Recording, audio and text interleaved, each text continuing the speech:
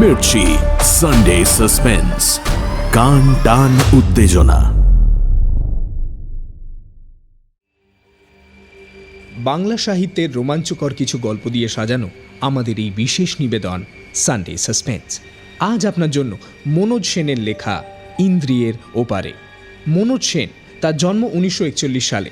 শিক্ষাজীবন কাটে কলকাতাতেই। লেখাপড়ায় অতি মেধাবী ছাত্র হিসেবে পরিচিত ছিলেন তিনি। ইঞ্জিনিয়ারিং পাশ করে কর্মজীবনে যোগ দেন, আর তার পাশাপাশি চলে সাহিত্য চর্চা। রোমাঞ্চ পত্রিকায় প্রকাশিত হয় তার প্রথম গল্প সরল অঙ্কের ব্যাপার। এছাড়াও লিখেছেন বহু রহস্য, রোমাঞ্চ ও ভৌতিক গল্প এবং উপন্যাস। আজকের গল্পটি আমরা নিয়েছি দেব সাহিত্য কুটির থেকে প্রকাশিত সেকালের ভূত একালের ভূত এই বইটি থেকে। প্রধান চরিত্রে চিত্তপ্রসাদ এবং রঙ্গলাল, গল্প পাঠে মীর, গল্পে সূত্রধার সোমক। শুরু হচ্ছে ইন্দ্রিয়ের ওপারে।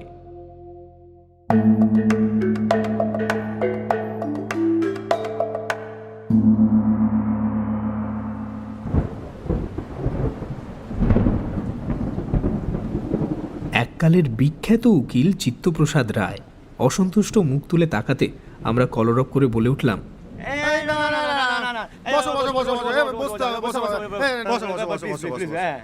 অনেকদিন পরে আবার আপনাকে বিরক্ত করতে আসছি, কিন্তু রাগ করতে পারবেন না। এমন বর্ষার রাতে যদি আপনার রোমাঞ্চকর জীবনের একটা গল্পই না শুনতে পেলাম, তাহলেই বাদলার তো কোনো অর্থই হয় না। রায়মশাই দাবার বোর্ড সরিয়ে রেখে বললেন, ভালো ক্লাবের মেম্বার হয়েছিলুম, এই বুড়ো বয়সে যে একটু নিশ্চিন্ত মনে দাবা খেলবো তারও উপায় নেই। তা ঠিক আছে, গল্প শুনবেন আপনারা বলছেন, যখন তখন শোনানো যাবে, কিন্তু কিসের গল্প? আমার এই সুদীর্ঘ জীবনে যে কত রকম অভিজ্ঞতা হয়েছে তার তো কোনো সীমা নেই। আচ্ছা, কি ধরনের অভিজ্ঞতার কথা শুনতে চান বলুন? সেরকম কিছু যদি আমার ভান্ডারে থাকে তো বলা যাবে। সমীর বলল, আচ্ছা রায়মশাই, আমরা জানি আপনার জীবনে অনেক ভয়াবহ ঘটনা ঘটেছে, যার মধ্যে কতগুলোই আপনি খুব ভয় পেয়েছেন, কখনো বা পাননি। কিন্তু এমন কি কিছু আপনার স্মৃতিতে আছে যা অত্যন্ত সুন্দর কিন্তু আপনাকে আতঙ্কিত করে? রায়মশাই তার বিরল কেশ মাথাটি আস্তে আস্তে ওপর নিচে নাড়লেন, দীর্ঘ নিঃশ্বাস ফেলে বললেন, আছে। কৌশিকী কানাড়া রাগের নাম শুনেছেন? রাত্রের রাগ আমাদের মার্গ সঙ্গীতের মধুরতম রাগগুলির একটি। এই রাগ আমি শুনতে পারিনি। শুনলে এখনো ভয়ে আমার সর্বাঙ্গ অবশ হয়ে আসে। অবশ্য তার জন্য কৌশিকী কানাড়া রাগটি দায়ী তা বলা যায় না। দায়ী সেই রাগের সঙ্গে জড়িত একটি ঘটনার স্মৃতি। সেই ঘটনার কথাই আজ আপনাদের বলবো। আজ থেকে প্রায় 50 বছর আগে আমাকে একবার যেতে হয়েছিল অবিভক্ত বাংলার ঢাকা জেলার মানিকগঞ্জ সাব ডিভিশনের থামল নামে একটি ছোট্ট শহরে। অবশ্য শহর না বলে থামলকে একটা বড় বর্ধিষ্ণু গ্রামই বলা উচিত। কিন্তু শহর বলছি এই জন্য যে ওখানে পাকা বাড়ির সংখ্যা ছিল প্রচুর, পাকা রাস্তা ছিল, দুটো স্কুল ছিল, একটা ছেলেদের অন্যটা মেয়েদের, আর ছিল একটা কলেজ, থামল রাজ কলেজ। এখানে গিয়েছিলাম আমি তখন উঠতি উকিল। থামলের জমিদার কুলভূষণ সিংহ রায় আমাকে ডেকে পাঠিয়েছিলেন একটা ছোট্ট মামলার তদারকি করবার জন্য। তার কাছে আমাকে রেফার করেছিলেন আমার সিনিয়র ওই মৃগেন্দ্র বোস। আমি গিয়ে পৌঁছনো মাত্র কুলভূষণ খুব যত্ন আত্তি করলেন। তারপর আমার থাকার ব্যবস্থা করে দিলেন রাজ কলেজে টিচার্স মেসে। তার একটা কারণ, তার গেস্ট হাউসে তখন কিছু বাইরের লোক ছিলেন, আর অন্য কারণ তিনি স্বভাবতই অল্প বয়স বলে আমাকে স্টেটের গেস্ট হাউসের উপযুক্ত বলে বিচার করেননি। তবে যেখানে ব্যবস্থা করে দিলেন সেটা যে খারাপ তা কখনোই বলবো না, বরং আমার কাছে তখন অত্যন্ত ভালো বলেই মনে হয়েছিল। এই মেস বাড়িটা ছিল শাস্ত্রমতে 4 তলা, তবে তার মধ্যে প্রথম 2 তলাতেই মেম্বাররা থাকতেন। 3 তলায় ছাদের ওপর একটা ঘর ছিল, আর তার ঠিক ওপরেই আর একটা ঘর ছিল। এই 4 তলার ঘরটায় একটা কাঠের সিঁড়ি বেয়ে উঠতে হতো। 3 তলার ঘরটায় আমার থাকবার ব্যবস্থা হয়েছিল। তা আমি ঘর দেখে মুগ্ধ হয়ে গিয়েছিলাম। বেশ বড় ঘর, 3 দিকে জানলা, কেবল উত্তর দিকটা বন্ধ, কারণ সেই দিকেই ছিল 4 তলায় ওঠার সিঁড়িটা।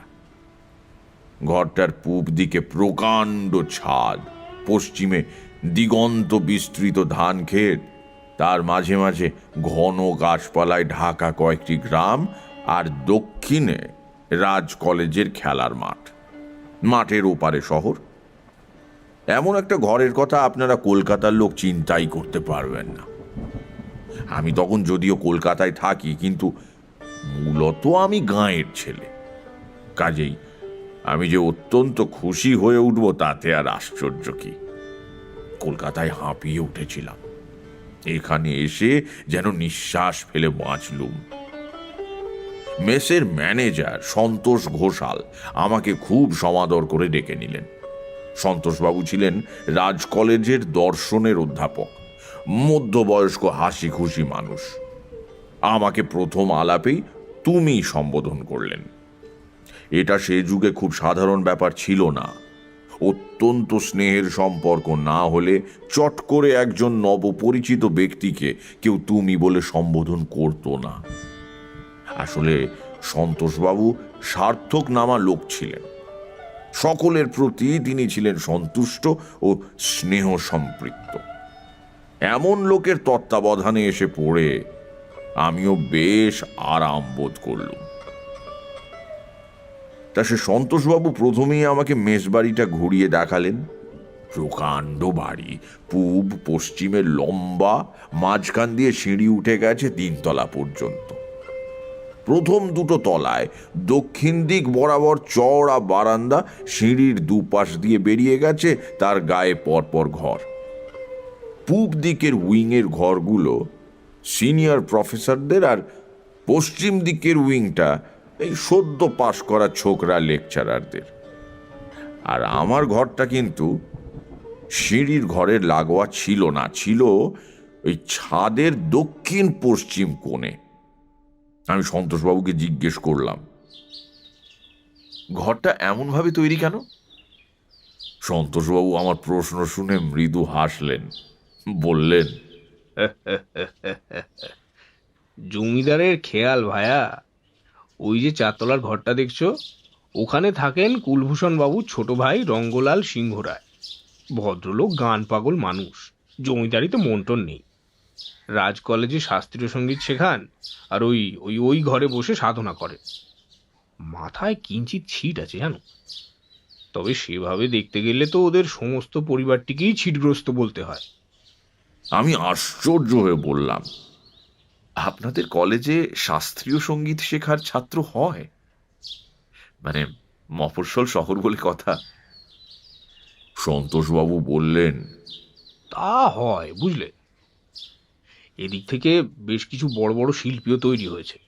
আলাউদ্দিন খাঁ সাহেবই তো পূব বাংলার লোক, কাজেই কিছু জেনুইন ছাত্র কখনো কখনো জুটে যায়। আর তাছাড়া কিছু খয়ের খাঁ আছেন, জমিদার বাবুদের খুশি করার জন্য ছেলেকে গান শেখাতে পাঠান। তাদের সংখ্যাই বেশি। বাহ, ভালোই হলো, রঙ্গলাল বাবুর সঙ্গে আলাপ করা যাবে। শাস্ত্রীয় সঙ্গীতে আমারও কিছু অনুরাগ আছে। সন্তোষবাবু হাত নেড়ে বললেন, না বাবু, সে হওয়ার জো নেই। আলাপ করতে চাও তো কলেজে যেতে হবে। এখানে ওনার সাধনার মন্দিরে কোনো বাইরের লোকের প্রবেশ নিষেধ। কনসেন্ট্রেশন নষ্ট হয়ে যাবে এই ভয়। আরে ওই জন্যই তো 4 তলার ওই কুঠুরিটা তৈরি করালেন। প্রথমে তো ও ঘরটা ছিল না, উনি আগে তোমারই ঘরেই থাকতেন। কিন্তু মেসের লোকেরা ছাদে এসে গল্পগুজব করতো, কেউ জানলা দিয়ে উঁকি ঝুঁকি মারত, তাতে ওর খুব অসুবিধে হতো। তাই এখন এমন কায়দার ঘর করেছেন যে পাখি না হলে কারুর পক্ষে জানলা দিয়ে উঁকি মারা সম্ভব নয়। গভীর রাতে ওই সরু কাঠে সিঁড়ি বেয়ে ওর দরজায় টোকা দেওয়ার মতো মারাত্মক শখও কারুর নেই। গভীর রাতে কেন? উনি তো গভীর রাতেই ঘরে আসেন। কলেজেই থাকেন রাত 7টা 7:30 পর্যন্ত, তারপর বাড়ি যান, মানে জমিদার বাড়ি। সেখান থেকে খাওয়া দাওয়া করে এখানে শুতে আসেন যখন, তখন অনেক রাত। কিন্তু মজা কি জানো, উনি যে কখন শোন সেটা আমরা আজ পর্যন্ত বের করতে পারলাম না। তার মানে? মানে জানো, সারা রাতের মধ্যে যখনই ঘুম ভাঙে, সে যখনই হোক, শুনি ওর ঘর থেকে কোনো না কোনো যন্ত্রের মৃদু সুর ভেসে আসছে।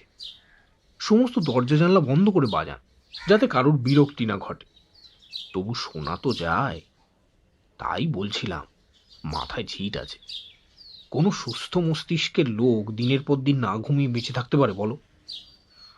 আমার তো বাবু পাক্কা 8 ঘন্টা ঘুম না হলে পরদিন কলেজের লেকচারের বদলে শুধু হাই। সন্তোষবাবুর কথায় একটা কথা বুঝতে পারলুম যে একটি বিচিত্র লোকের সান্নিধ্যে আমাকে এরপর কয়েকদিন কাটাতে হবে। প্রথম দিন অত্যন্ত ক্লান্ত ছিলুম, কাজেই বিছানায় শুতে না শুতেই ঘুম যখন ভাঙল তখন ভোর হতে খুব বেশি সময় বাকি নেই। আকাশ অন্ধকার বটে, কিন্তু প্রথম আলোর চরণধ্বনি শোনবার প্রত্যাশায় নিদ্রিত পৃথিবী যে আস্তে আস্তে জেগে উঠছে, আর সেটা বেশ অনুভব করা যায়। আর ঠিক তখনই শুনলুম রঙ্গলাল বাবুর ঘর থেকে ভেসে আসা এসরাজের মৃদু গুঞ্জন। পরিচিত রাগ, খুব সম্ভবত আশাবরী। কিন্তু কি চমৎকার হাত! দেহ মন যেন এক প্রশান্ত আনন্দে ভরে গেল। আমি বিছানা ছেড়ে উঠে আস্তে আস্তে ছাদে চলে এলুম। পূব দিকে তখন খুব সামান্য রঙের ছোঁয়া লেগেছে, দু একটা পাখি ডাকতে আরম্ভ করেছে।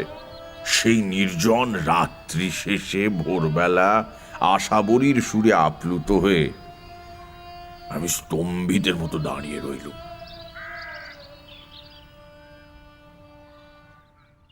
যখন সুর থেমে গেল, তখনও তার রেশ কাটল না। আমি যেমন দাঁড়িয়েছিলুম তেমনি দাঁড়িয়েই রইলুম।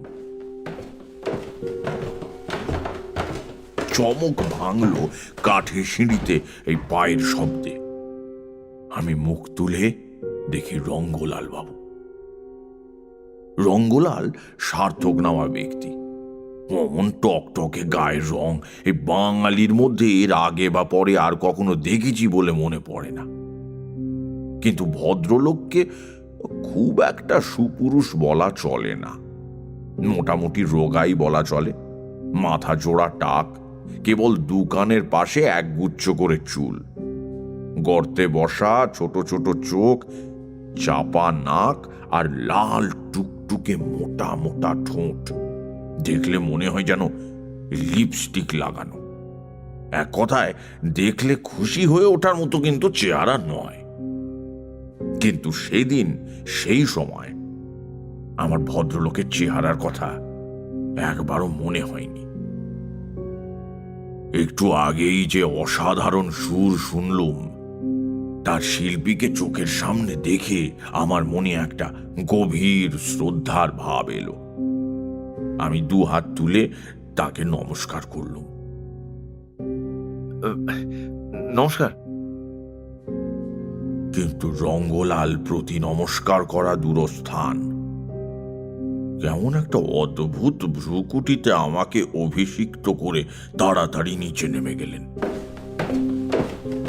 সেটা বিরক্তি না ভয় বুঝতে পারলুম না। একটু বেলা বাড়তে আমিও নিচে গেলুম চায়ের সন্ধানে। সেখানে সন্তোষবাবুর সঙ্গে দেখা। ওকে রঙ্গলাল বাবুর কথা বলতেই উনি বললেন, কি হে, তোমাকে তখনই বলিনি ওর সঙ্গে এখানে আলাপ করার চেষ্টা বৃথা। ভদ্রলোক এমনিতেই একটু বেশি রকমের গম্ভীর, কলেজেও কথা বলেন খুব কম। কিন্তু এ বাড়িতে কথা একেবারেই বলেন না। তার অবশ্য কারণ আছে। কি কারণ? কারণ দুটো। প্রথম, উনি এখানে আসেন সাধনা করতে, তখন কথা বলে নষ্ট করবার মতো সময় ওর থাকে না। দ্বিতীয় হচ্ছে, এই মেসে যারা আছেন তাদের সঙ্গীত সম্বন্ধে যা জ্ঞান, সে সম্বন্ধে যত কম বলা যায় ততই ভালো। আর একটু বেলা বাড়ুক, সবাই যখন কুয়োতলায় স্নান করতে যাবেন তখন তাদের সঙ্গীত চর্চা একটু শুনো, মানে শুনতে তোমাকে হবেই। আর তখনই বুঝতে পারবে কেন রঙ্গলাল বাবু এদের সঙ্গে কথা বলতে চান না বা কথা বলতে ভয় পান। পরের দিন রাতে হঠাৎ ঘুম ভেঙে দেখি পশ্চিমের জানালায় দ্বাদশীয় চাঁদ হেলে পড়েছে। আমার সমস্ত ঘর একটা উজ্জ্বল কিন্তু বিষণ্ণ আলোয় ভরে রয়েছে।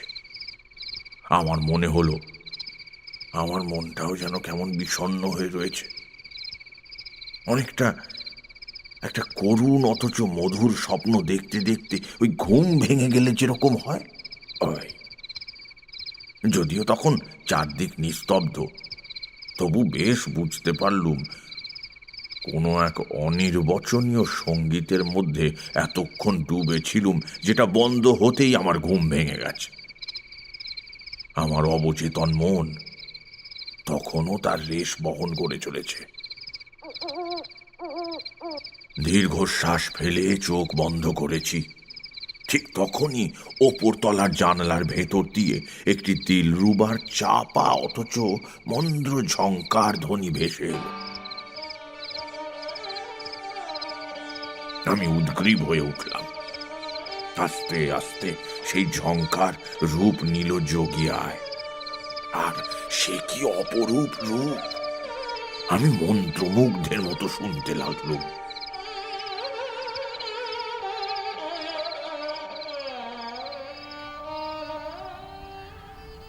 বাজনা যখন থামল, তখন পশ্চিম আকাশ অন্ধকার করে চাঁদ অস্ত গেছে। পূবের আকাশ নতুন দিনের সম্বর্ধনার জন্য প্রস্তুত। আমি রোমাঞ্চিত দেহে মাতালের মতো টলতে টলতে বিছানা ছেড়ে উঠে ঘর থেকে বেরিয়ে এই ছাদের ওপর এসে দাঁড়াল।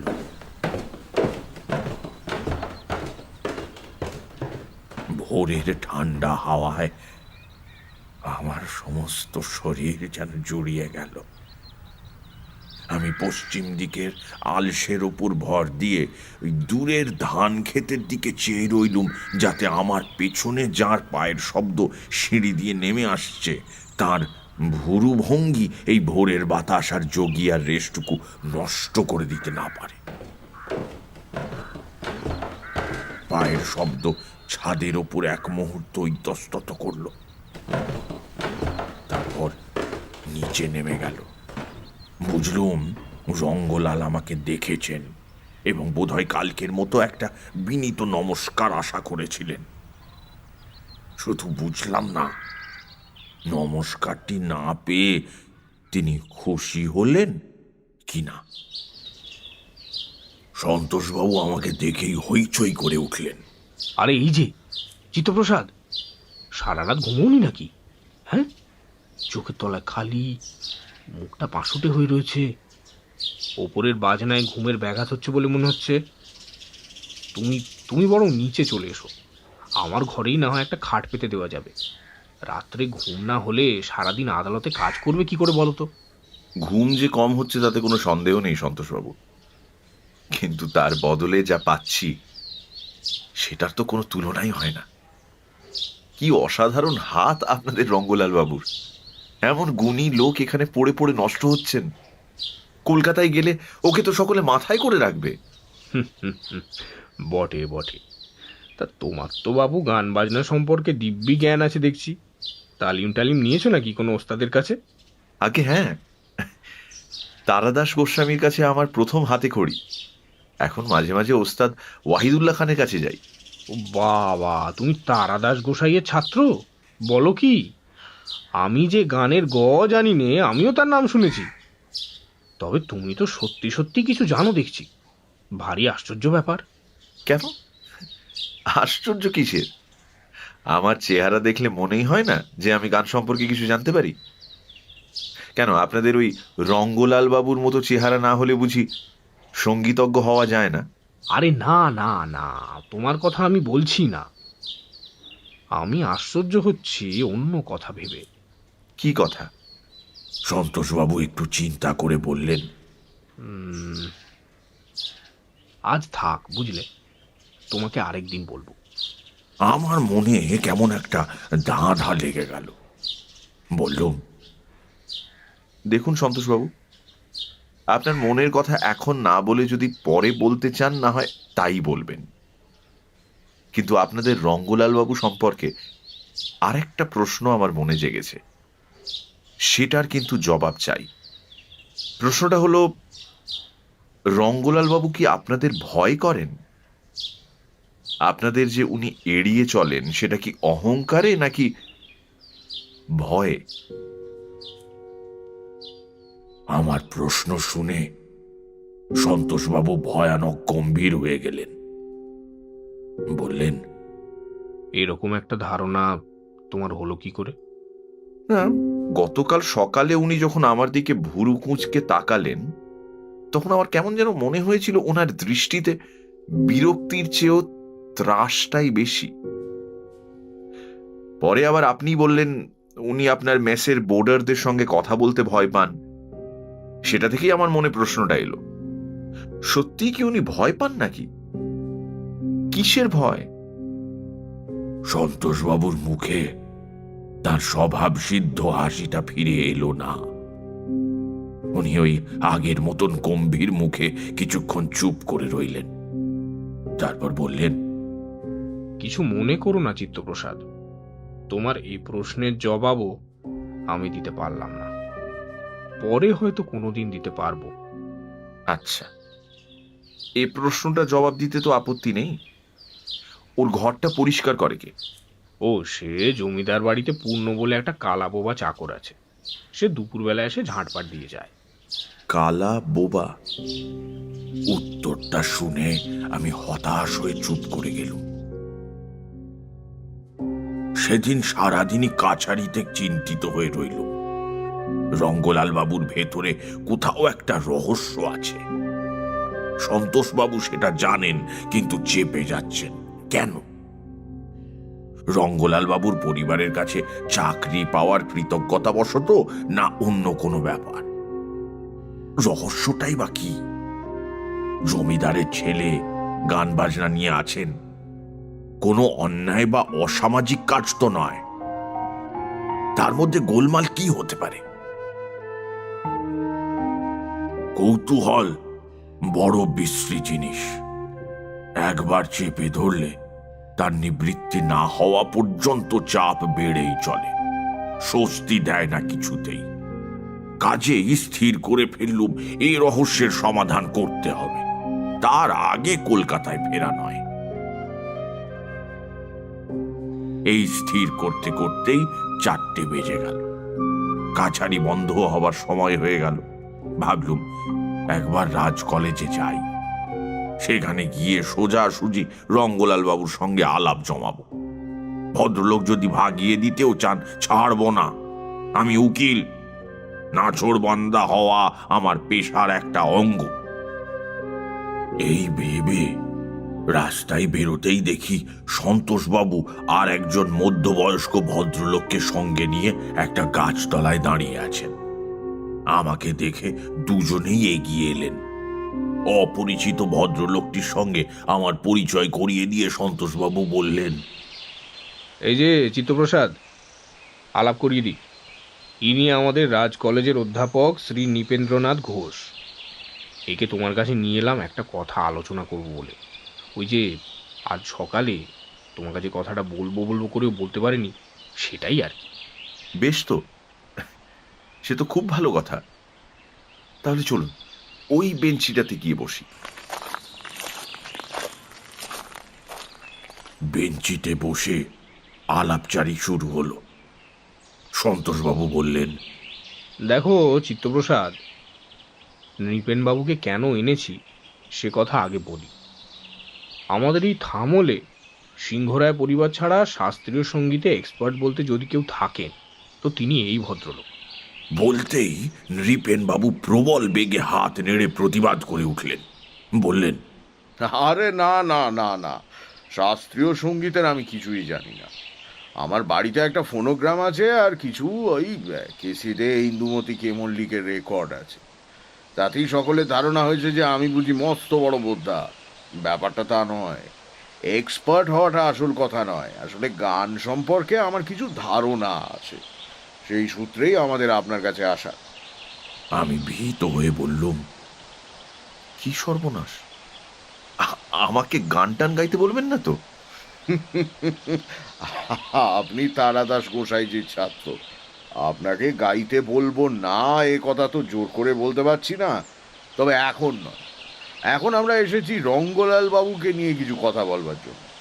আচ্ছা, আপনি কি সন্তোষ বাবুকে বলেছেন যে রঙ্গলালের অসাধারণ হাত আর তার বাজনা অপূর্ব? হ্যাঁ, বলেছি। ঠাট্টা করে বলেছেন না সত্যি সত্যি? ঠাট্টা হতে যাবে কেন? আমি তো ওর বাজনা শুনেছি, সত্যি অসাধারণ বাজানোর হাত ওর। কি শুনেছেন? প্রথম দিন এসরাজে আশাবরী, আর দ্বিতীয় দিন দিলরুবায় যোগিয়া। এই, আর দুটোই ভোর রাতে ঘুম চোখে শুনেছেন তো? তাহলে ঠিকই আছে। আসলে কথা কি জানেন, রঙ্গলাল ইদানিং কেমন একটু রহস্যময় হয়ে পড়েছে, তাই। আর একটু খোলসা করে বলুন তো, আমি তো কিছুই বুঝতে পারছি না। গান বাজনার মধ্যে রহস্য আসে কোত্থেকে? আচ্ছা বেশ, আমি তাহলে যথাসাধ্য খোলসা করে বলছি। দেখুন, আমি আর রঙ্গলাল খুব ছোটবেলাকার বন্ধু। আমরা এক পাঠশালায় পড়াশোনা করি, শেষ করি একসঙ্গে ঢাকা ইউনিভার্সিটিতে। এই সন্তোষ ঘোষাল আমাদের চেয়ে 2 বছরের জুনিয়র, পরিচয় ঢাকাতেই। সন্তোষের সাবজেক্ট ছিল দর্শন শাস্ত্র, আমার ইংরেজি সাহিত্য, আর রঙ্গলালের ইতিহাস। ঢাকার জগন্নাথ হলে একসময় আমরা 3 জনে বড়ই আনন্দে সময় কাটিয়েছি। আমরা যখন পাশ করি তখন কুলভূষণ বাবু কলেজ খুলেছেন, কাজেই আমরা যে সবাই সদল বলে এসে সেই কলেজে যোগ দেব তাতে আর আশ্চর্য কি। এই পর্যন্ত সবই ঠিকঠাক চলছিল। গোলমাল বাঁধলো আজ থেকে বছর 8 আগে। তখন কুলভূষণ বাবুর মেয়ের বিয়ে উপলক্ষে বেনারস আর লখনৌয়ের কিছু ওস্তাদ এসেছিল আমাদের এখানে। তাঁদের মধ্যে এক বুড়ো বীণা বাদক ওস্তাদ ওমর আল মালিক আর তার 2 বাইজি তামিম বানু আর হফমা বানুর গান বাজনা শুনে রঙ্গলাল হঠাৎ ক্ষেপে উঠল। এর আগে পর্যন্ত রঙ্গলালের সঙ্গীতের প্রতি অতিরিক্ত রকমের কোনো অনুরাগ আমরা কখনোই দেখি, বরঞ্চ সুরজ্ঞানের অভাবই দেখেছি। সেই লোক এখন শাস্ত্রীয় সঙ্গীত শেখবার জন্য মরিয়া হয়ে পড়ল। কুলভূষণ স্বভাবতই মনে করলেন যে সুরের চেয়েও ওই 2 বাইজি রঙ্গলালকে বেশি আকৃষ্ট করেছে। অতএব ছোট ভাই শাস্ত্রীয় সঙ্গীত শেখার প্রস্তাব করা মাত্র কুলভূষণ তাকে আচ্ছা করে বকে দিল। কিন্তু বকে কি আর সব সমস্যার সমাধান হয়? মহাসাংসারিক অশান্তি লেগে গেল। শেষ পর্যন্ত কুলভূষণ ভাইয়ের প্রস্তাবে রাজি হলেন, কিন্তু এই শর্তে যে সে এখানে থেকেই গান শিখবে, ওই লখনৌ টাকনৌ যাওয়া চলবে না। অতঃপর রঙ্গলালের গুরু এলেন এখানে। ভগবান জানেন তাকে এখানে আনতে কুলভূষণের কত টাকা খরচ হয়েছিল। সেই গুরু আর কেউ নন, বুড়ো ওস্তাদ ওমর আল মালিক। ওস্তাদজি তাঁর শিষ্যকে প্রথমেই বীণা শেখালেন না, কিন্তু শুরু করলেন এসরাজ আর দিলরুবা দিয়ে, আর শিষ্য প্রবল উৎসাহে শিখতে আরম্ভ করল। কুলভূষণ বাবু কলেজের একটি ঘর ছেড়ে দিলেন ওদের, কিন্তু এই শেখানোটা বেশি দিন আর সুখপ্রদ রইল না। আমরা প্রায়ই শুনতাম ওস্তাদজি চিৎকার করছেন, বকাবকি করছেন, যেন উনি যা দিতে চাইছেন শিষ্য তা নিতে পারছে না। এইভাবে 2 বছর কাটল। এর মধ্যে রঙ্গলাল 4টে রাগ শিখল: ইমন, জয় জয়ন্তী, যোগিয়া আর আশাবরী। তারপরেই ওস্তাদজি অসুস্থ হয়ে পড়লেন। সেই অসুখ থেকে আর উঠলেন না। সবাই মিলে সেবা করেও কোনো লাভ হলো না। তবে সেই অসুখের মধ্যেও ওস্তাদজি শুনতুম বারংবার রঙ্গলালকে বলতেন, আমার দুঃখ রয়ে গেল, আমি তোমাকে তৈরি করে যেতে পারলুম না, আমি তোমাকে শেখাতে পারলুম না কিভাবে প্রাণ ঢেলে বাজাতে হয়। তুমি খুবই মন দিয়ে বাজাও, তাতে তোমার সুরটা শুদ্ধ হয়, কিন্তু প্রাণ দিয়ে বাজাও না, তাই সেটা সুন্দর হয় না। সঙ্গীতের উদ্দেশ্য ব্যাকরণ মেনে কতগুলি সুরকে ঠিকমতো পরপর সাজানো নয়, তার উদ্দেশ্য শ্রোতাকে একটা অবিস্মরণীয় অভিজ্ঞতা দিয়ে যাওয়া। সেটা করতে হলে তোমার ভেতরের সবটুকু মাধুর্য ঢেলে দিতে হবে। যে ওস্তাদজির মৃত্যুর পর রঙ্গলাল কিন্তু একদম পাল্টে গেল। সে গম্ভীর হয়ে গেল। তার ইতিহাস চর্চা, জমিদারি দেখাশোনা সব বন্ধ হয়ে গেল।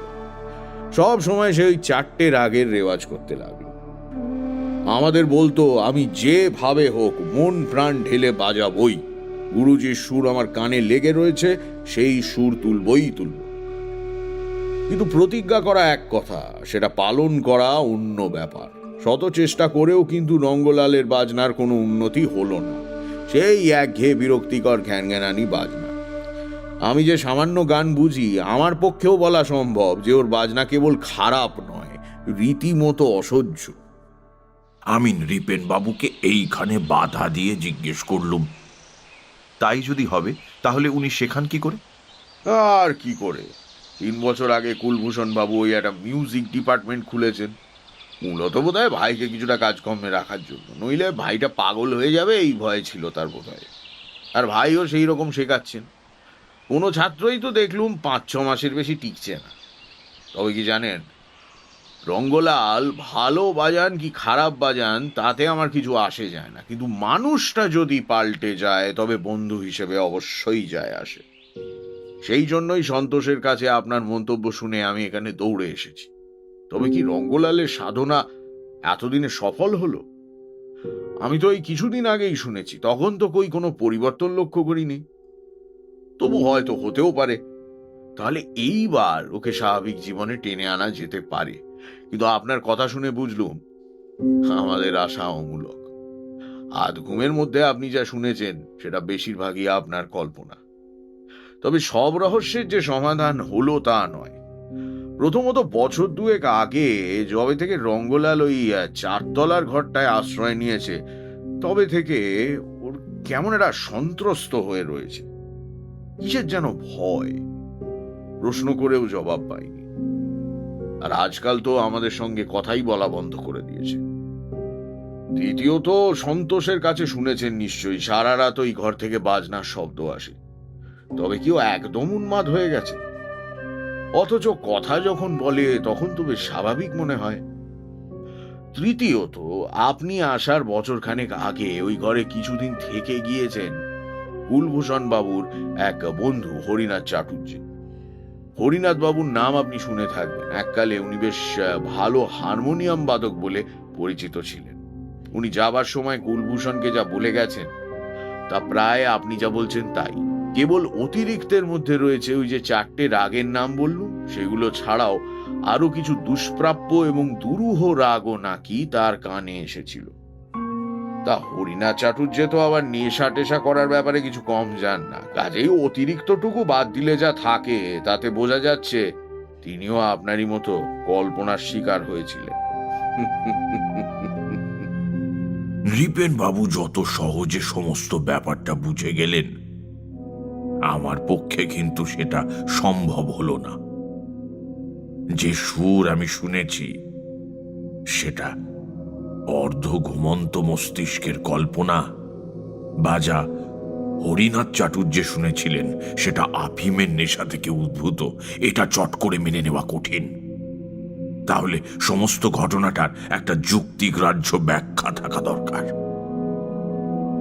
এক হতে পারে রঙ্গলালের খারাপ বাজানোটা একটা বাইরের ধোঁকার টাটি। তিনি একলব্যের মতো নিভৃতে সাধনা করে চলেছেন এবং যতদিন না পারফেকশনে পৌঁছবেন ততদিন তিনি আত্মগোপন করেই থাকবেন। কিন্তু সেখানে প্রশ্ন থাকে, তাহলে তার এত ভয় কিসের? তিনি যদি ধরা পড়েও যান যে তিনি সত্যি সত্যি খারাপ বাজান না, তাহলে কি তার কোনো ক্ষতির সম্ভাবনা আছে? কি ধরনের ক্ষতি? সারা রাত ধরে বাজানি বা কেন? লোকজনের কাছ থেকে এত দূরে দূরে থাকাটাই বা কেন? আরেক হতে পারে হয়তো রাতের বাজনাটা রঙ্গলাল বাজানি না, বাজায় অন্য কেউ। গান পাগল রঙ্গলাল হয়তো কাউকে এনে আটকে রেখেছেন ওই ঘরে। সেই সারা রাত বাজায় আর রঙ্গলালের সুরের পিপাসা মেটায়। ব্যাপারটা বেআইনি, তাই রঙ্গলালের এত ভয়। কিন্তু 2 বছর ধরে একজন লোককে এভাবে লোকচক্ষুর আড়ালে লুকিয়ে রাখাটা কি সম্ভব? এই সব ভাবতে ভাবতে মেসে ফিরছিল। আমি আগেই বলেছি, মেসে আসতে গেলে রাজ কলেজের মাঠের পাশ দিয়ে আসতে হয়। সেখানে আসতেই একটি ছেলে আমাকে ডাকলো। দাদা, ও দাদা, ও দাদা। বলল, আপনি তো চিত্তপ্রসাদ রায়। মাস্টারমশাই আপনাকে একবার ডাকছেন। কোন মাস্টারমশাই? আমাদের গানের মাস্টারমশাই। তিনি ওই ওই ওই দোতলার কোণের ঘরটায় আপনার জন্য অপেক্ষা করছেন। অর্থাৎ রঙ্গলাল। ভালোই হলো, আমি গিয়ে আলাপ করব ভাবছিলাম, এখন তো দেখছি তিনি স্বয়ং ডেকে পাঠিয়েছেন। অতএব তাড়াতাড়ি পা চালিয়ে দিলুম দোতলার কোণের ঘরের উদ্দেশ্যে। সেটাই মিউজিক ডিপার্টমেন্ট। সারা ঘর জুড়ে গালিচা পাতা, তার উপর ইতস্তত কিছু সেতার, এসরাজ, হারমোনিয়াম ইত্যাদি পড়ে রয়েছে। একধারে কয়েকটা আলমারি ভর্তি কিছু বই আর খাতাপত্র। তাদের সামনে একটা তাকিয়ায় ঠেস দিয়ে গালচের উপর আড় হয়ে শুয়েছিলেন গতকাল ভোরে মেসের ছাদে দেখা সেই ভদ্রলোক। আমাকে দেখে সোজা হয়ে বসলেন, একটা হাত অলসভাবে সামনে মেলে দিয়ে বললেন, বসুন। আমি একটা নমস্কার করে তার সামনে বসে পড়লুম। নমস্কার। রঙ্গলাল প্রতি নমস্কার না করে কিছুক্ষণ বিষণ্ণ দৃষ্টিতে আমাকে দেখে বললেন, আপনি গান নিয়ে কিছু বোঝেন? খুবই সামান্য। তাহলে যা বোঝেন না তার উপর মন্তব্য করেন কেন? কোন কোন মন্তব্য? আপনি নৃপেনকে বলেছেন যে রাত্রে আপনি যে বাজনা শুনেছেন তা অপূর্ব এবং অতুলনীয়। কে আপনাকে এসব বিশেষণ প্রয়োগ করতে বলেছে? যা জানেন না বা বোঝেন না তা নিয়ে আমাদের জমিদারিতে দয়া করে কোনো কথা বলবেন না। আমি কোনো রকম বাচালতা সহ্য করতে রাজি নই। অর্থাৎ রঙ্গলাল ভয় দেখিয়ে আমাকে চুপ করাতে চাইছেন, কিন্তু অত সহজে ভয় আমি কোনোদিনই পাইনি। তাই সহজভাবেই বললুম, রঙ্গলাল বাবু, আপনার বয়স আমার চেয়ে অনেক বেশি, সন্দেহ নেই, কিন্তু যে শাস্ত্রে আপনার শিক্ষা মাত্র 2 বছরের আর সাধনা 8 বছরের, সেখানে আমার জমার দিকে পাল্লা কিন্তু অনেক ভারী। আমি তারাদাস গোস্বামীর কাছে ধ্রুপদ আর ধামার শিখেছি 8 বছর, আর ওস্তাদ ওয়াহিদুল্লাহর কাছে খেয়াল, তারানা আর ঠুমরির শিক্ষা চলেছে, তাও বছর 4 হবে। সেক্ষেত্রে কোনো বাজনার ব্যাপারে আমি কি বিশেষণ প্রয়োগ করব তার বিচার আপনি বোধহয় করতে পারেন না, তাই না? আপনি বাচালতা সহ্য করতে পারুন বা না পারুন, যে সুর আমি গত 2 রাত আপনার ঘরের বাইরে দাঁড়িয়ে শুনেছি তা যে অপূর্ব এবং অতুলনীয় সেটা তো আমি বলবই। আর সে সুরের সৃষ্টিকর্তা যদি আপনি হন, তাহলে চিরকাল আপনার পায়ে সশ্রদ্ধ নমস্কার জানাবো। আমি আশঙ্কা করেছিলাম আমার উকিলি বক্তৃতা শুনে রঙ্গলাল তেলে বেগুনে জ্বলে উঠবেন, কিন্তু তা হলো না। ভদ্রলোক আবার তাকিয়ায় ঠেস দিয়ে আড় হয়ে পড়লেন, বিষণ্ণ হেসে বললেন, আচ্ছা, মেনে নিলুম আপনি পণ্ডিত ব্যক্তি, কিন্তু তাহলে বলুন তো, মাত্র 2 বছরের শিক্ষা যার, সে কি অপূর্ব বা অতুলনীয় সুর সৃষ্টি করতে সক্ষম? আপনার 8 বছরের নিরলস সাধনার কথাও কিন্তু আমি জানি রঙ্গলাল বাবু। সবই তো জানেন দেখছি, শুধু এই কথাটাই জানেন না যে এ ব্যাপারে আমি কোনো রকম কথাবার্তা বা আলোচনা পছন্দ করি না। যা আমার একান্ত ব্যক্তিগত তা আমারই থাক না। এবার কিন্তু আমার হাসি বন্ধ হলো। রঙ্গলালের বলার মধ্যে এমন একটা অসহায় আর্ত অনুরোধ ছিল যে আমি কিছুটা অভিভূত না হয়ে পারলুম না। বললুম, বেশ, আপনি যদি এ ব্যাপারে কোনো আলোচনা পছন্দ না করেন, না হয় তা নাই করা যাবে, কিন্তু এভাবে নিজেকে লুকিয়ে রাখছেন কেন? তাতে আপনার লাভ কি? রঙ্গলাল এই প্রশ্নের জবাব দিলেন না। কিছুক্ষণ চুপ করে থেকে পাল্টা প্রশ্ন করলেন। আমার বাজনা আপনার খুব ভালো লেগেছে, তাই না? কতটা ভালো? অত্যন্ত ভালো, অসাধারণ। কিন্তু এ প্রশ্ন কেন? রঙ্গলাল আবার কিছুক্ষণ চুপ করে রইলেন। তারপর দীর্ঘশ্বাস ফেলে বললেন, আপনার কৌতূহল নিবারণ করার ক্ষমতা আমার নেই চিত্তপ্রসাদ বাবু। করতে পারলে হয়তো ভালোই হতো, কিন্তু তা আর হবার নয়। যা চলছে তাই চলাই ভালো। হয়তো তাতে আপনার ঔৎসুক্য কমবে না, কিন্তু আপনার মঙ্গলই হবে। এরপর আর কোনো প্রশ্নেরই জবাব পাইনি সেদিন। কেন তিনি আমার কৌতূহল মেটাতে পারবেন না এবং না মিটলে কেনই বা আমার মঙ্গল, তা আর তখন জানা হলো না। যদি জানতুম যে রঙ্গলাল যা বলছেন তা অসত্য বা কোনো কিছু চেপে যাওয়ার উদ্দেশ্যে নয়, তাহলে হয়তো আর এগোতুম না, কিন্তু তা তো হলো না। ওর গোপনীয়তা, অনাবশ্যক ভয়, কোনো কিছুর আশঙ্কা এবং সকলকে এড়িয়ে চলার চেষ্টা, সবকিছু মিলে আমার মনের মধ্যে একটা অদম্য কৌতূহল জাগিয়ে তুলল। তার উপর আমার উকিলি সত্তা বারংবার বলতে লাগলো, এত সবের পেছনে নিশ্চয়ই কোনো অসামাজিক বা অনৈসর্গিক পাপ লুকিয়ে আছে। আজ ভাবি, আমার উকিল আমিটাকে যদি তখন দমিয়ে রাখতে পারতুম, হয়তো তাহলে ভালোই হতো।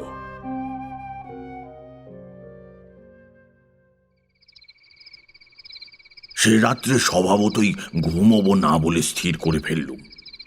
মাথার কাছে একটা হ্যারিকেন লণ্ঠন জেলে সখারাম গণেশ দেউস্করের দেশের কথা পড়তে শুরু করে দিল। রঙ্গলাল যে কখন ওপরে গেলেন টের পাইনি। হঠাৎ সেতারের ঝংকারে চমক ভাঙল। নৃপেন বাবুর কথা মনে পড়ল। সেতার বাজার তো কথা নয়। আর তারপর সেই ঝংকারের ভেতর থেকে ধীরে ধীরে রূপ নিল মারোয়া। আমি নেশাগ্রস্তের মতো শুয়ে শুয়ে সেই অপূর্ব সুরের তরঙ্গে ডুবে যেতে লাগলুম। আবার নৃপেন বাবুর কথা মনে পড়ল। যে 4টে রাগের নাম তিনি করেছিলেন, এটি তো তাদের একটিও নয়। কিন্তু আশ্চর্য হবার সেদিন আরো বাকি ছিল। কখন যেন মারোয়া শেষ হয়ে গেল। গভীর রাতে ওপরের ঘর থেকে গুঞ্জরিত হয়ে এলো এক অশ্রুতপূর্ব সুর। সে কোনোদিন শুনিনি। আমার মনে হলো কানাড়ার কোনো একটি বিশেষ রূপ, কিন্তু কি সেই রূপ তা বুঝতে পারলুম না। কৌশিকী কানাড়া নামটির সঙ্গে আমার পরিচয় হয় বহু বছর পরে কলকাতায়। তবে নাম না জানা থাকলেই বা কি, অমন আশ্চর্য সমস্ত অনুভূতি অবশ করা সুর যে হতে পারে তা আমার আগে জানা ছিল না। আমি আচ্ছন্ন হয়ে সেই সুরের মাধুর্যে ডুবে যেতে লাগলুম।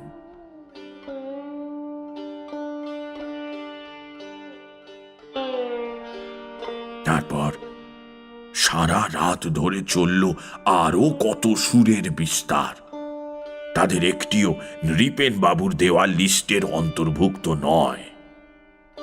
রাত শেষ হলো ললিতের মধ্য দিয়ে। আমি তৃপ্ত মুগ্ধ মনে বাইরে এসে দাঁড়ালুম। জীবনে খুব কম সময় নিজেকে অমন সমৃদ্ধ ও পরিপূর্ণ বলে মনে হয়েছে। ভেবেছিলুম রঙ্গলাল রোজকার মতো সেদিনও আমার সঙ্গে বাক্যালাপ না করে নিচে চলে যাবেন। তাই আলসের ওপর ভর দিয়ে পূবের আকাশে অন্ধকারের দিকে তাকিয়েছিলুম। কিন্তু রঙ্গলালের পায়ের শব্দ নিচে যাওয়ার সিঁড়ির দিকে না গিয়ে আমার পেছনে এসে থামল। আমি ঘুরে দাঁড়ালুম। রঙ্গলাল একটু কুণ্ঠিত হাসি হাসলেন, বললেন, কি আজ কিরকম শুনলেন? আমি বললুম, এটা নিতান্তই অবান্তর প্রশ্ন রঙ্গলাল বাবু। যা শুনেছি তা অতুলনীয়, এ এক অবিস্মরণীয় অভিজ্ঞতা। রঙ্গলাল লোভার্ত অথচ কাতর দৃষ্টিতে আমার দিকে চেয়ে বললেন, আমার বাজনা আপনার কাছে অতুলনীয়, অবিস্মরণীয় বলে মনে হয়েছে? হ্যাঁ রঙ্গলাল বাবু, আপনি বিশ্বাস করুন, আপনার মতো ধনী আজ আমাদের দেশে বড় বেশি নেই। আপনি এই পরিবেশের বাইরে এসে দাঁড়ান, দেখবেন সমস্ত দেশ আপনাকে কতখানি সম্মান দেয়। না, তা হয় না চিত্তপ্রসাদ বাবু। আমি অধৈর্য হয়ে বললুম, কেন হয় না? রঙ্গলালের মুখে আবার সেই ভীত সন্ত্রস্ত ভাবটা ফিরে এলো। বললেন, কারণ এই সুরের স্রষ্টা আমি নই চিত্তপ্রসাদ বাবু। এই সুর আমার ভেতরে আসে, কোত্থেকে আসে আমি জানি না, কিন্তু আমাকে দিয়ে কেউ বাজায়। আমার যন্ত্রটার মতো আমিও তখন যন্ত্র হয়ে যাই। সব স্রষ্টাই এই কথাই বলেন রঙ্গলাল বাবু। শিল্পে, সাহিত্যে, সঙ্গীতে সব সৃষ্টির মূলেই নাকি থাকে কোনো অতীন্দ্রিয় অলৌকিক অনুপ্রেরণা। অনেক বিখ্যাত গায়কই তাদের অনন্য সাধারণ সঙ্গীত সৃষ্টির পর বলেছেন যে তারা যে কি গেয়েছেন তা তাদের মনে নেই, যেন অন্য কেউ তাদের উপর ভর করে সেই সঙ্গীতের জন্ম দিয়েছে। এটা খুবই স্বাভাবিক রঙ্গলাল বাবু। আমার কথায় রঙ্গলাল খুব একটা সান্ত্বনা পেলেন বলে মনে হলো না। কিছুক্ষণ বিষণ্ণ মুখে চুপ করে রইলেন। তারপর দীর্ঘশ্বাস ফেলে বললেন, কি যে স্বাভাবিক আর কি অস্বাভাবিক তা বোঝার মতো ক্ষমতা আমার নেই। কিসের ঘরে চলেছি, কোথায় এর শেষ জানি না। তবুও আপনার কাছে প্রশংসা পেলুম, এটাই লাভ। আমার হাত দিয়ে কখনো কখনো সুন্দর সুশ্রাব্য বাজনা বেরোয়, সেটা জানতে পারাই তো মস্ত বড় পুরস্কার। বুঝতে পারলুম রঙ্গলালের কাছে প্রকৃত সমজদারের প্রশংসা মোটেই সুলভ নয়। এই শহরে তেমন সমজদারও আসেন না, আর তার বন্ধু বান্ধবের মনে তার খারাপ বাজনার যে স্মৃতিটি আছে সেটাও যাবার নয়। কাজেই প্রশংসা প্রত্যাশী তার শিল্পী মন অতৃপ্তই থেকে যায়। ভাবলুম সেই প্রত্যাশাটাই বাড়িয়ে তোলা যাক। দেখা যাক ওর সেই দুর্বলতার সুযোগ নিয়ে ওর সামনে বসে বাজনা শোনার অনুমতি আদায় করা যায় কিনা। তাতে দুটো লাভ হবে বলে আমার মনে হয়েছিল। এক, একজন গুণী শিল্পীর সামনে বসে বাজনা শোনার অভিজ্ঞতা, আর দুই, রহস্য যদি কিছু থাকে তবে তার উদ্ঘাটন। কাজেই রঙ্গলালকে অত্যন্ত বিনয়ের সঙ্গে বললুম, কি যে বলেন তা ঠিক নেই। আমি কলকাতার লোক, সারা ভারতের হেন বড় শিল্পী নেই যার সঙ্গীত আমি শুনিনি। সেই অভিজ্ঞতার জোরেই বলছি, আপনার বাজনা অত্যন্ত সুন্দর। তবে একটা কথা। কি কথা?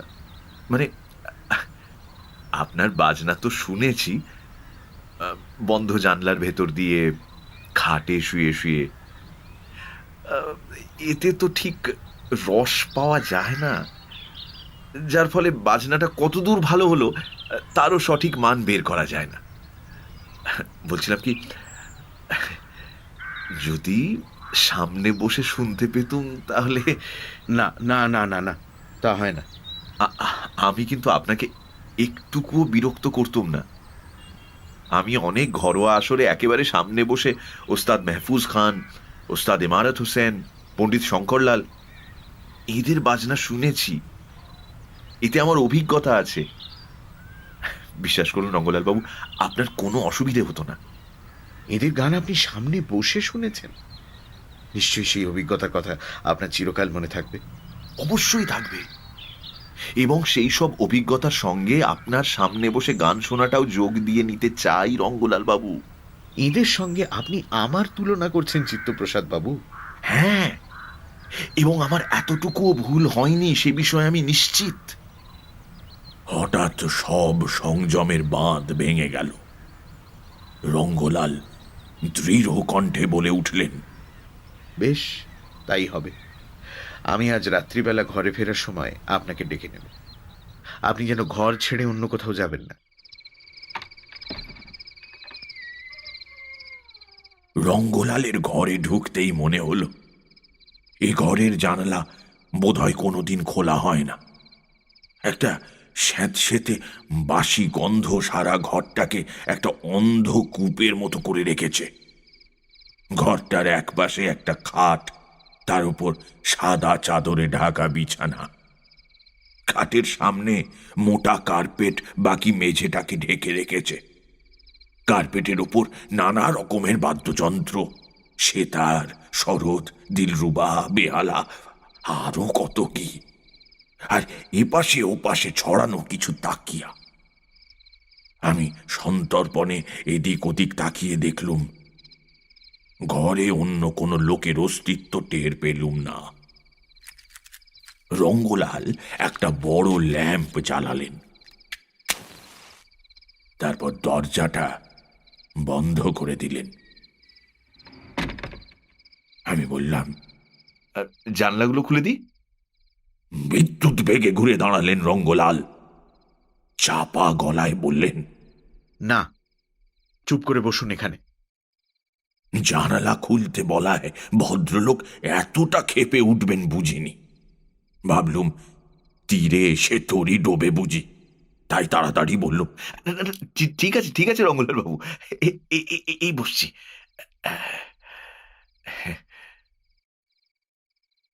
রঙ্গলাল আমার সামনে কার্পেটের ওপর বসলেন।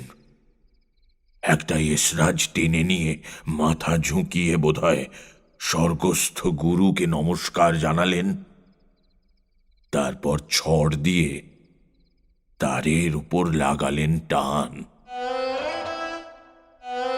যে সুরটা বের হলো সেটা একেবারেই আনন্দবর্ধক নয়। রাগটা যে জয় জয়ন্তী সেটা বুঝলাম, কিন্তু সেটা যতই এগোতে লাগলো ততই আমি বিমর্ষ হয়ে পড়তে লাগলো। একেবারে শিক্ষানবিশ হাত যে কোনো গানের স্কুলের প্রথম শ্রেণীর ঘরের পাশ দিয়ে গেলে এরকম শব্দ শোনা যায়। কিন্তু বাজনা যতই নিম্নমানের হোক না কেন, আমার কিরকম যেন একটা মনে হতে লাগলো এটা ধোঁকার টাটি, আসল বস্তু ক্রমশ প্রকাশ্য। ধৈর্যং রহু ধৈর্যং, সবুরে নিশ্চয়ই মেওয়া ফলবে। বেশিক্ষণ সবুর করতে হলো না। রঙ্গলাল বাজাতে বাজাতে মাঝে মাঝে উজ্জ্বল চোখ তুলে আমার দিকে তাকাচ্ছিলেন। বোধহয় আমার মুখের ভাব দেখে আমার মনের কথা বুঝবার চেষ্টা করছিলেন। কিন্তু ধীরে ধীরে ওর চোখের পাতা ভারী হয়ে এলো, মাথাটা একটু সামনের দিকে নুয়ে পড়ল, আর সেই সঙ্গে ওর শিক্ষানবিশ হাত থেকে জয় জয়ন্তী একটা অবিশ্বাস্য সৌন্দর্যময় পরিণতির দিকে এগিয়ে চলল।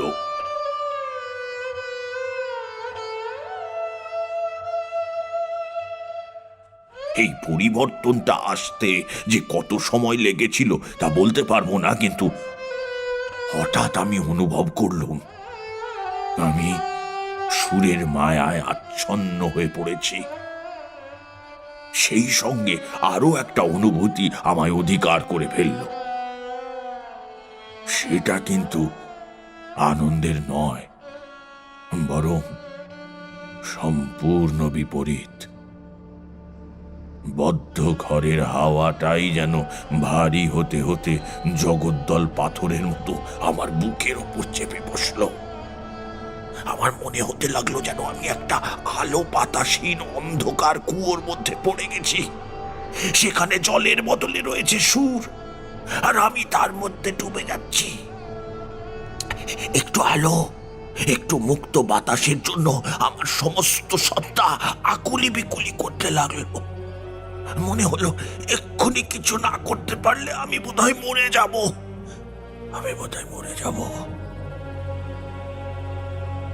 প্রাণের দায়ে আমি উঠে দাঁড়ালুম। আমার এই অস্বস্তির মধ্যেই কখন যেন রঙ্গলাল জয় জয়ন্তী শেষ করে কৌশিকী কানাড়া ধরেছেন। তার দিকে তাকিয়ে দেখি তার বিরল কেশ মাথাটা আরো সামনে ঝুঁকে পড়েছে। মুদিত চক্ষে বাহ্য জ্ঞান লুপ্ত হয়ে তিনি বাজিয়েই চলেছেন। ভাবলুম জানালাগুলো খুলে দিই, উনি টেরও পাবেন না। আজ পূর্ণিমা, বাইরের পৃথিবীটা চাঁদের আলোয় ভেসে যাচ্ছে। সেই প্রকৃতিকে বাইরে আটকে রেখে এই বদ্ধ ঘরের ক্লেদাক্ত বাতাসে দম বন্ধ হয়ে কষ্ট পাওয়ার কোনো মানেই হয় না। তাই যথাসাধ্য নিঃশব্দে গিয়ে আমি পশ্চিমের জানলাটা খুলে দিলাম। জ্যোৎস্নাপ্লাবিত দিগন্ত বিস্তৃত মাঠ দেখব এই আশায়, কিন্তু কি দেখলাম? কোথায় তারা ভরা আকাশ, কোথায় আদিগন্ত মাঠ, কোথায় জ্যোৎস্না? এ আমি কোথায়? আর সামনে ওটা কি? আসলে আমি যে কি দেখেছিলুম তা আমি নিজেই ভালো করে বর্ণনা করতে পারবো কিনা জানি না, কিন্তু আজও চোখ বুঝলে সেই ভয়ঙ্কর দৃশ্য আমার চোখের সামনে ভাসে। কিরকম জানেন? আমার মনে হলো যেন জানলার বাইরে একটা নীলাভ ধূসর ম্লান দ্যুতিময় কুয়াশার স্তর, সেটা নড়ছে চড়ছে, তালগোল পাকাচ্ছে, কখনো উজ্জ্বলতায় বাড়ছে, কখনো কমছে, আর সেই স্তরের পেছনে কতগুলো আবছায়া শরীর। কি তাদের অবয়ব, কি তাদের রূপ কিছুই বোঝা যায় না, কিন্তু তারা যে আছে তাতে কোনো সন্দেহ থাকে না। অনেকটা বড় স্টেজের ভেতরে বসে সামনে দর্শকদের দিকে তাকালে যেরকম মনে হয়, চোখের ওপর ফুট লাইনের একটা পর্দা মতন পড়ে, তার ওপারে দর্শকদের মুখ দেখা যায় না, কিন্তু তাদের অস্তিত্ব অনুভব করা যায়। কিন্তু থিয়েটারের স্টেজের সঙ্গে সেদিনের জানালার বাইরেটা একটা তফাৎ ছিল। স্টেজের দর্শকরা মানুষ, অভিনয় শুরু হলে তাদের অস্তিত্বের সঙ্গে অভিনেতার একটা মানসিক যোগাযোগ শুরু হয়। কিন্তু সেই জানালার বাইরে সেদিন যারা দর্শক বা শ্রোতা হিসেবে উপস্থিত ছিল, তারা যে রক্ত মাংসের মানুষ নয়, সেটা এক মুহূর্তেই প্রতীয়মান হলো আমার কাছে। শুধু তাই নয়, তারা যে কেবল অপার্থিব তাই নয়, আমি অনুভব করলুম তারা কুৎসিত, অশুভ দূষিত কোনো সত্তা। কুষ্ঠ রোগ আক্রান্ত কদর্য মনোবৃত্তি সম্পন্ন কোনো মালি যেমন বাগানে অসাধারণ ফুল ফুটিয়ে তার সৌন্দর্য উপভোগ করে, তেমনি এরাও রঙ্গলালের হাত দিয়ে সুর সৃষ্টি করে তার রসাস্বাদন করছে। কিন্তু তাই বলে রঙ্গলালের প্রতি তাদের কিছুমাত্র মমতা নেই। শুধু রঙ্গলাল কেন, কোনো কিছুর প্রতি এদের মমতা নেই। এদের সমস্ত অস্তিত্বটাই অমঙ্গলজনক, ক্লেদাক্ত, ভয়ঙ্কর। সেই কুয়াশার মধ্যে তাদের সরীসৃপের মতো নড়াচড়া আমি অনুভব করলুম। জানালাটা খুলে দেওয়ায় তাদের মধ্যে বীভৎস উল্লাসও যেন দেখতে পেলুম।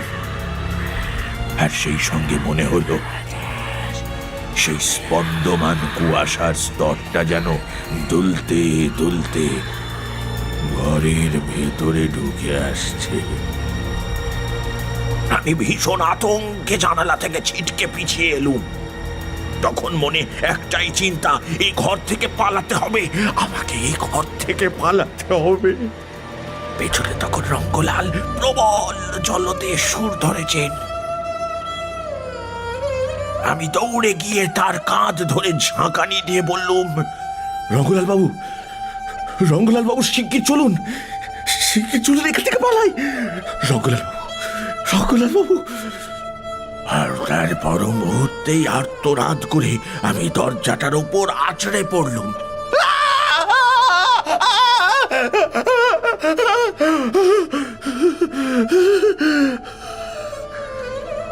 রঙ্গলালের গায়ে হাত দিয়েই আমি বুঝতে পেরেছিলুম তিনি মৃত। বরফ শীতল তার শরীর, কাঠের মতো শক্ত, তাতে জীবনের চিহ্ন মাত্র নেই।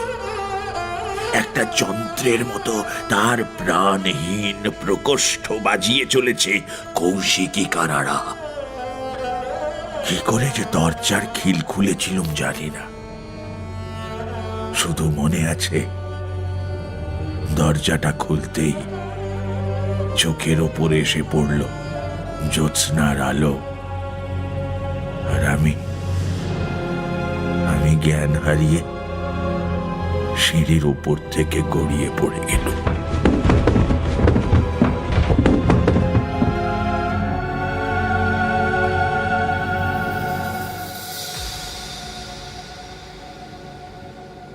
জ্ঞান ফিরল পরদিন সকালে সদর হাসপাতালে। আমার পাশে তখন রিপেন বাবু আর সন্তোষ বাবু বসে। জানতে পারলুম আমার সিঁড়ির উপর থেকে পড়ে যাওয়ার শব্দ শুনে কয়েকজন বোর্ডার দৌড়ে ওপরে আসেন। তারা দেখেন রঙ্গলালের দরজা ভেতর থেকে বন্ধ, বাজনা চলেছে, আর সিঁড়ির নিচে অজ্ঞান আমি। ওরা রঙ্গলালকে ডাকাডাকি করে কোনো সাড়া না পেয়ে আমাকে ওখান থেকে নামিয়ে এনে হাসপাতালে পৌঁছে দেন, আর সেই সঙ্গে কুলভূষণ বাবুকেও খবর দেন। কুলভূষণ হাসপাতালে আমাকে দেখে যখন টিচার্স মেসে গিয়ে পৌঁছন, তখনও রঙ্গলালের ঘরের দরজা বন্ধ, কিন্তু বাজনা বন্ধ হয়ে গেছে। আবার ডাকাডাকিতে কোনো সাড়া না পেয়ে কুলভূষণের আদেশে দরজা ভেঙে ফেলা হয় এবং দেখা যায় ঘর শূন্য। কুলভূষণ সন্দেহ করেছিলেন রঙ্গলাল হয়তো জানালা দিয়ে বাইরে লাফিয়ে পড়ে আত্মহত্যা করেছেন, কিন্তু তন্ন তন্ন করে খুঁজেও তার মৃতদেহ কোথাও পাওয়া যায়নি। তবে শুনেছি পুলিশ নাকি আমাকে জিজ্ঞাসাবাদ করতে চেয়েছিল, কিন্তু ওই কুলভূষণ তার প্রভাব বিস্তার করে তাদের নিরস্ত করেন। এবং শুধু তাই নয়, তিনি নিজেও আমাকে কোনোদিন কোনো প্রশ্ন করেননি। তিনি কি কিছু জানতেন? জানি না।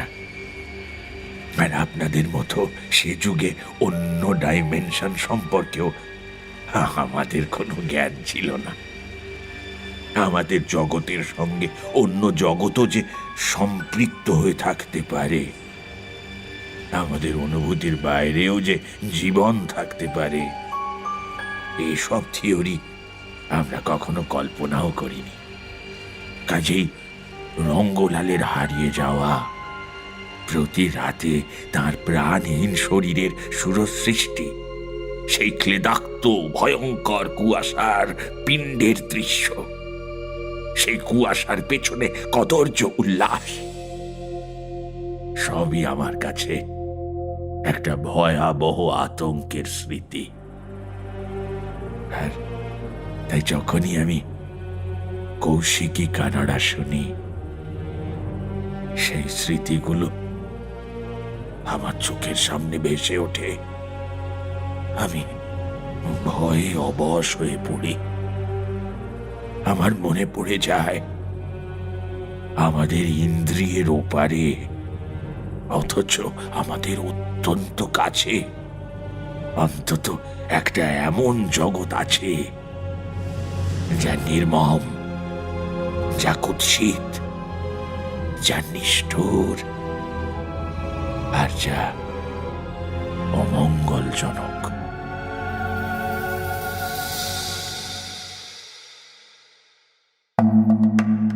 সানডে সাসপেন্স ক্লাসিক্সে আজ শুনলেন ইন্দ্রিয়ের ওপারে, রচনা মনোজ সেন, গল্প পাঠে এবং চিত্তপ্রসাদের ভূমিকায় মীর, নৃপেনবাবু এবং রঙ্গলাল দীপ, সন্তোষবাবুর ভূমিকায় সোমক, সমীর অগ্নিদীপ, ছাত্র অনিন্দ, শব্দগ্রহণ রিচার্ড, ধ্বনি পরিকল্পনা ও আবহ সঙ্গীত সৌম্য এবং শুভ, পোস্টার ডিজাইন গ্রিনিং ট্রি, পর্ব পরিচালনায় রাইট ব্রাদার্স থেকে অনির্বাণ ও অভিষেক, বিশেষ সহযোগিতায় সোমক, সমগ্র পরিকল্পনা ও পরিচালনায় ইন্দ্রাণী।